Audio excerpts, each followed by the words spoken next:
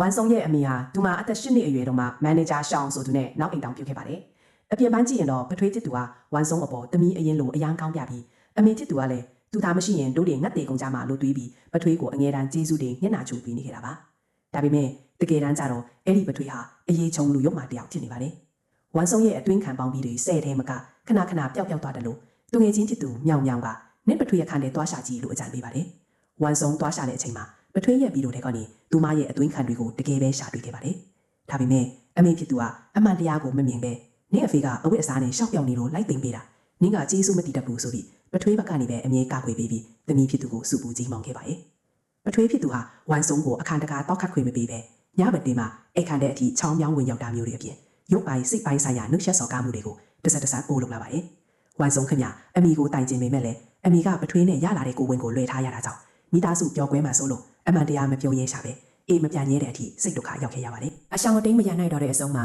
သူငယ်ချင်းမြောင်မြောင်ကအိမ်ကနေရုံးထွက်နိုင်ဖို့အတွက်ယောက်ျားတစ်ယောက်နဲ့အများဆုံးအိမ်ထောင်ပြုလိုက်ဖို့အကြံပေးပြီးအောင်ထွဲလုပ်ပေးပါရဲ့။အောင်ထွဲကကဖေးဆိုင်မှာအစိမ်းရောင်ဝတ်စုံဝတ်ထားတဲ့လူနဲ့ချိန်တွေးပေးမယ်လို့ပြောခဲ့တာပါ။ဝမ်ဆုံးဟာပထွေးရဲ့အန်ဒရဲကနေအမြန်ဆုံးလွတ်မြောက်ချင်တာကြောင့်နေဆရာနေရာလေးတစ်ခုရရင်ပဲကျင်းတတ်ပါပြီဆိုတဲ့စိတ်နဲ့ကဖေးဆိုင်ကိုသွားခဲ့ပါတယ်။ဆိုင်ရောက်တဲ့အခါအစိမ်းရောင်နက်ကတိုင်ဝတ်ထားတဲ့တည်ငြိမ်ခံရပြီးအသက်ကြီးတဲ့ဦးလေးကြီးတယောက်ကိုတွေ့တာနဲ့ဝမ်ဆုံးကသူမကိုအောင်ထွေပေးတဲ့လူအမှန်နဲ့ဝင်မိတ်ဆက်ပါတော့တယ်။သူမကမိမိကိုမိတ်ဆက်ပြီးဘာပြဿနာမှမရှိရင်အမြန်ဆုံးလက်ထပ်ခြင်းနဲ့နေစရာနေရာလေးတစ်ခုပဲလိုချင်တာပါလို့တက်တိုးပြောချလိုက်ပါတယ်။အဲ့ဒီအမျိုးသားကတော့ကျန်းချန်မျိုးရဲ့အချမ်းသာဆုံးပုဂ္ဂိုလ်ဖြစ်ပြီးကိုအုပ်စုကူစကူရဲ့ဥက္ကဋ္ဌမစ္စတာကူယူချိုပဲဖြစ်ပါတယ်။တကယ်တော့မစ္စတာကူဟာအခြားလူတစ်ယောက်နဲ့ချိန်ထားတာဖြစ်ပေမဲ့ဝမ်ဆုံးရဲ့အခြေအနေကိုကြည့်ပြီးသဘောကျသွားတာကြောင့်မငင်းတော့ပဲသူမကိုခေါ်ပြီးရုံးဖတ်လက်ထပ်စာချုပ် Civil Affairs Bureau မှာချက်ချင်းလက်မှတ်ထိုးလိုက်ပါတော့တယ်။လက်ထပ်ပြီးတော့ဝမ်ဆုံးတယောက်ပထွေးအိမ်ကနေပစ္စည်းတွေသွားသိမ်းတဲ့အချိန်မှာအဖွားဖြစ်သူနဲ့မိသားစုဝင်တွေကသူမကိုခြေထောက်ကျိုးနေတဲ့လူမိုက်ဝမ်ခွဲတယောက်နဲ့အတင်းရောင်းစားဖို့ကြိုးစားကြပြန်ပါတယ်။အမေဖြစ်သူကလည်း